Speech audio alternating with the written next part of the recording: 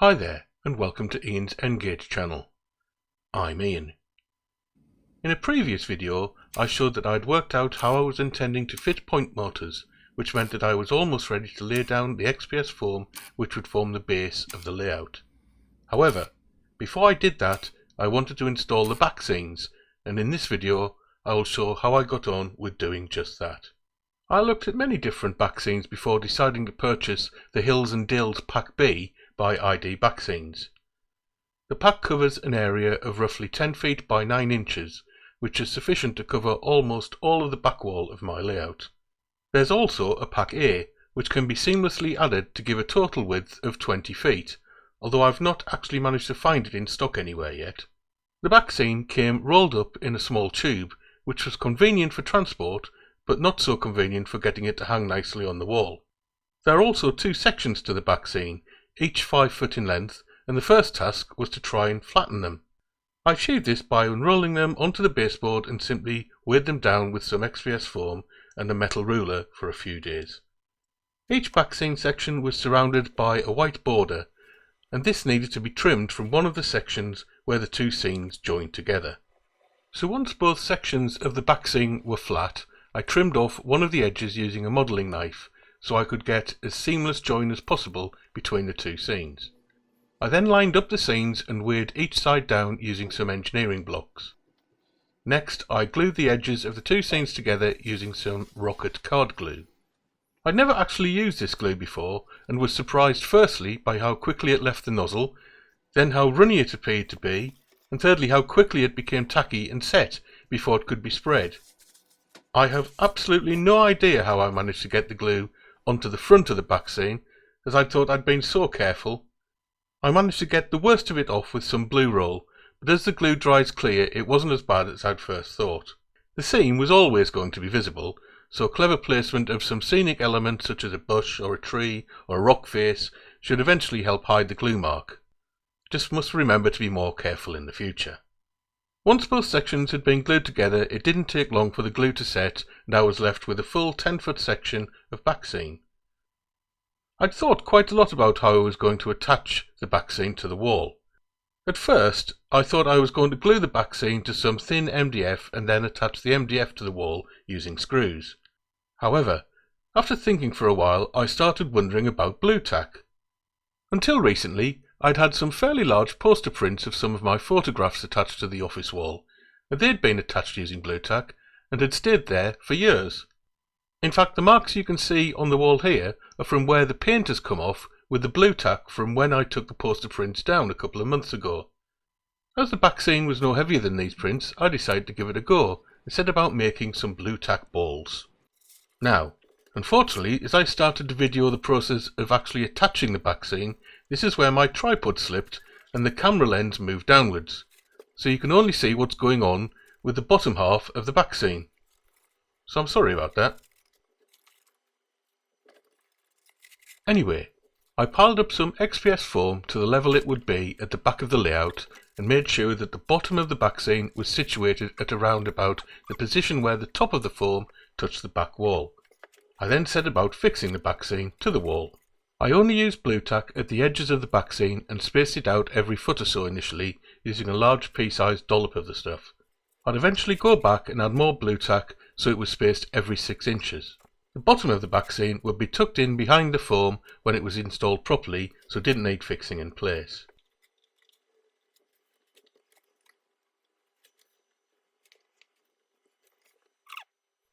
This is where I'd noticed that the tripod had slipped and fixed it, so at least you can see how the final few seconds go as I complete the installation.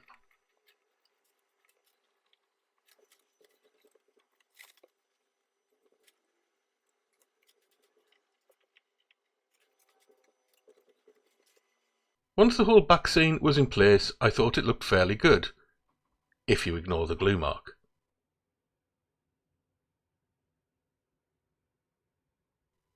Next, I tackled the edge of the layout that ran in front of the window.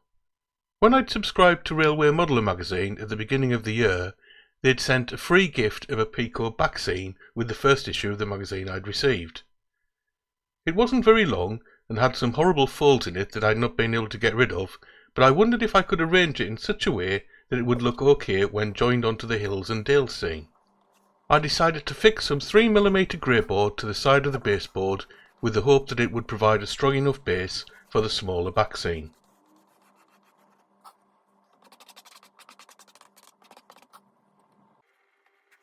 Before installation, the grey board was cut to make a profile that got lower towards the front of the layout, where I needed access to the window behind it.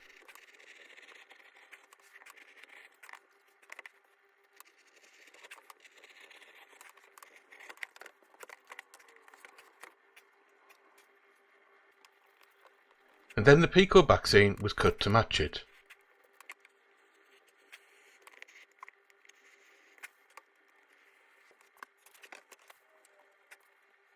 The shaped backscene was then glued to the grey board using the rocket card glue I'd used earlier. This time I thought I'd worked out how to apply it, but still ended up with problems.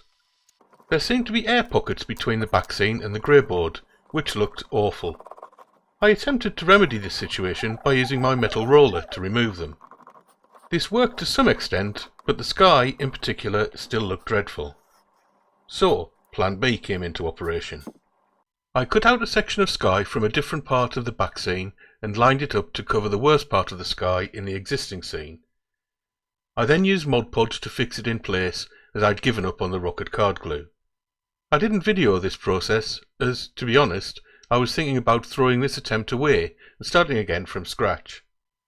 However, although the patch job wasn't perfect, it looked a whole lot better than it had originally, and I didn't think it would look too bad when viewed from a normal operating distance.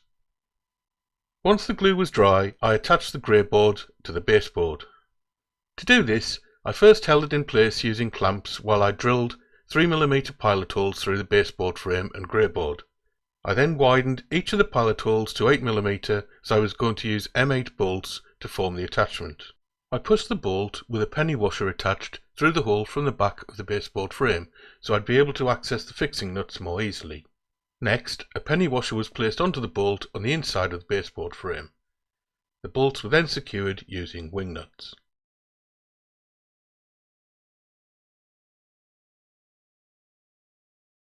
Actually, I don't think the end backscene looks too bad, and it certainly looks better than a bare wall and curtain. So here's a clip of the whole backscene from edge to edge. What do you think? Would you have done things differently? Can you see any glaring mistakes I've made? Other than the glue on the front of the main backscene, that is. And if anyone knows how I managed to get glue there, then please let me know, as it's a complete mystery to me. Alternatively, if you've got any hints, tips, useful tools or techniques to pass on to a beginner in N-Gage modelling, or if you simply want to say hello, then please do so in the comment section. Anything and everything you've got to say will be greatly appreciated. In the meantime, thanks very much for watching. Hopefully I'll have another update on my progress very soon. Bye.